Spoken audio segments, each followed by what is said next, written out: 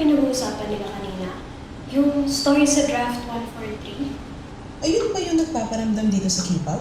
Di ba ditong si Arjun?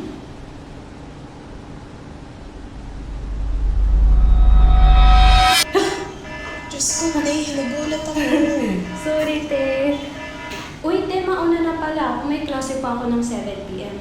Bye! Uy, Tay, iwan mo ko dito?